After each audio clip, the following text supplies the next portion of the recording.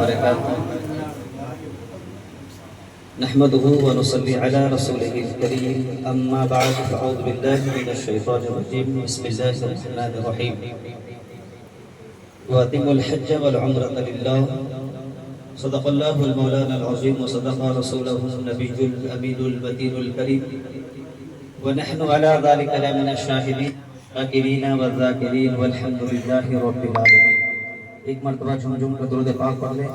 اللهم صل على سيدنا مولانا محمد بارك وسلم صلوا عليه سلام نبی یا رسول اللہ صلی اللہ علیہ وسلم. عزیزان گرامی،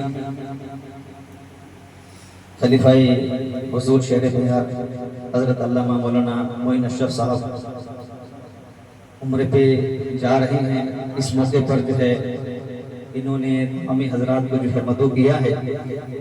اللہ تبارک و تعالیٰ کی بارگاہ میں دعا ہے کہ اللہ ان کے سفر کو آسان فرمائے اور تمام ارکان صحیح طریقے سے ادا کرنے کی توفیق فرمائے. اللہ ان کے عمرے کو بھی قبول فرمائے. عزیزان گرامی، تقریر کا وقت ہے نہیں اور ماشاءاللہ سب یہاں پڑھے لکھے ہیں، سب جانتے ہیں. بس حضرت نے حکم دیا ہے تو دو چار الفاظ آپ مجھ سے سماعت کر لیں. میں نے جو آپ کے سامنے آیت بینہ تلاوت کی ہے، اللہ فرماتا ہے وَأَتِمُّوا الْحَجَّ وَالْعُمْرَةَ لِلَّهِ.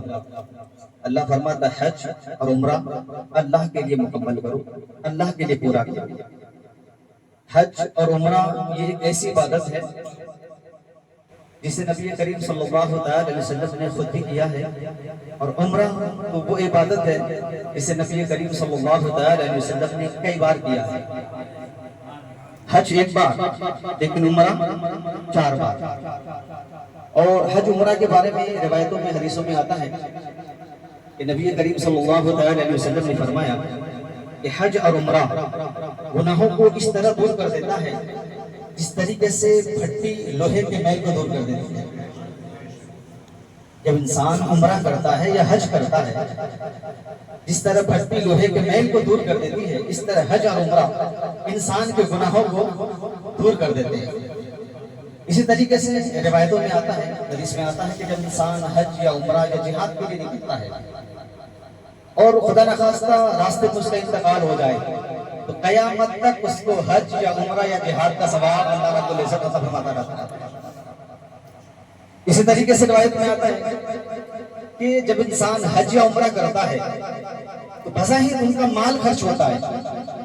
جب انسان حج کے لیے عمرہ کے لیے نکلتا ہے مال خرچ ہوتا ہے، لیکن ہمارے آقا صلی اللہ علیہ وسلم فرماتے ہیں کہ جب انسان حج اور عمرہ کرتا ہے اللہ اس کی وجہ سے اسے غنی بنا دیتا ہے. بظاہر اس کا مال خرچ ہو رہا ہے لیکن اللہ پتہ نہیں کہ حضور کا فرمان ہے. اور آپ جانتے ہیں کہ ہمارے آقا صلی اللہ علیہ وسلم نے جو فرما دیا کہ ہے قول محمد قول خدا، فرمان نہ بدلا جائے گا، بدلے گا زمانہ لاکھ مگر قرآن نہ بدلا جائے گا. اور شہر مدینہ، شہر مکہ، شہر مدینہ وہ شہر ہے اللہ اکبر کبیرہ جس کے شہر مدینہ کے بارے میں بالخصوص ہمارے آقا صلی اللہ علیہ وسلم نے فرمایا کہ اللہ کے بارے میں دعا کی کہ مولا شہر مدینہ میں مکے سے دگنی برکت اللہ فرمائے. مکے سے دگنی برکت کی ہمارے آقا صلی اللہ علیہ وسلم نے دعا کی ہے. اور مدینہ شریف کا پہلے نام کیا تھا آپ وہ بھی جانتے ہیں، لیکن ہمارے آقا صلی اللہ علیہ وسلم نے بھی فرمایا کہ مدینے کو اب یثرب نہ کہا جائے. اگر کوئی مدینے کو یثرب کہے حضور فرماتے اس کا کفارہ ادا کرے. اب یہ ہمارے آقا صلی اللہ علیہ وسلم کے قدم رکھنے کی بدولت ہے نا. اللہ قرآن میں فرماتا ہے لا اقسم بهذا البلد وانت حل بهذا البلد. اللہ نے حضور کے شہر کی قسم کھائی. یہاں پہ مفسرین اکرام فرماتے ہیں کہ یہاں مکہ مکرمہ مراد ہے، لیکن بعض مفسرین فرماتے ہیں کہ جب تک حضور مکے میں رہے مکہ افضل تھا، لیکن جب حضور مدینہ چلے گئے تو مدینہ افضل ہے. اور علماء نے بہت پیاری مثال دی ہے کہ اللہ نے فرمایا لا اقسم بهذا البلد وانت حل بهذا البلد. محبوب مجھے اس شہر کی قسم جس میں آپ تشریف فرما ہے، جہاں کی مٹی نے آپ کے قدم چومے ہیں، مجھے اس شہر کی قسم. تو جب تک حضور مکے میں رہے مکہ افضل تھا، جب حضور مدینہ گئے تو مدینہ افضل. علماء نے اس کی خود پیاری مثال دی ہے کہ آج ایک معمولی امام اگر امام اپنا مسلح بدل لے تو صف بدل جاتی ہے یا نہیں؟ امام اگر جس طرح جہاں امام کھڑا ہوتا وہاں پہ کھڑا نہ ہو بلکہ پیچھے کھڑے ہو جائے تو صف بدل گئی نا. تو آج معمولی انسان اپنی جگہ بدل لے، معمولی امام اپنا مسلح بدل لے تو سب بدل جاتی ہے، فضیلت بدل جاتی ہے، وہ تو پھر سید الانبیاء ہے۔ تو ہمارے آقا صلی اللہ علیہ وسلم جب مدینہ گئے تو مدینے کا نام پہلے کیا تھا؟ یثرب تھا۔ حضور نے مدینے کا نام طیبہ رکھا ہے، اور حضور نے فرمایا اب اگر کوئی مدینے کو یثرب گئے تو وہ کفارہ ادا کرے۔ صحابہ کرام نے عرض کیا رسول اللہ صلی اللہ علیہ وسلم اس کا کفارہ کیا ہے؟ تو نبی کریم صلی اللہ علیہ وسلم نے فرمایا وہ 10 مرتبہ طیبہ طیبہ طیبہ طیبہ کہے، یہ اس کا کفارہ ہے۔ تو عزیزانی گرامی، اللہ رب العزت وہاں کی حاضری سب کو نصیب فرمائے۔ اللہ جس کو بلاتا ہے وہی وہاں پہ پہنچتا ہے، لیکن وہ ایک ایسا شہر ہے، اور بھی دیگر خوبصورت شہر ہے، لیکن انسان وہاں پہ ایک بار جائے، 2 بار جائے، پھر وہاں پہ جانا نہیں چاہتا۔ لیکن اللہ نے شہر مکہ شہر مدینہ کو بنایا ہی مر جائے، بار بار لوٹنے کی جگہ بنایا ہی ہے۔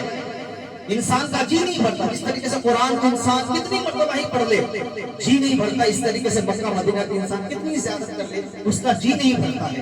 تو ماشاءاللہ حضرت علامہ مولانا معین اشرف صاحب کے عمرے کے لیے جا رہے ہیں، اللہ اس کے سفر کو آسان فرمائے، صحیح استعداد ارکان صحیح طریقے سے ادا کرنے کی توفیق عطا فرمائے، اور تمام ہی حضرات کو جو ہے مکہ مکرمہ اور مدینہ منورہ کی زیارت نصیب فرمائے۔ باقی دعوانا الحمد للہ، السلام علیکم۔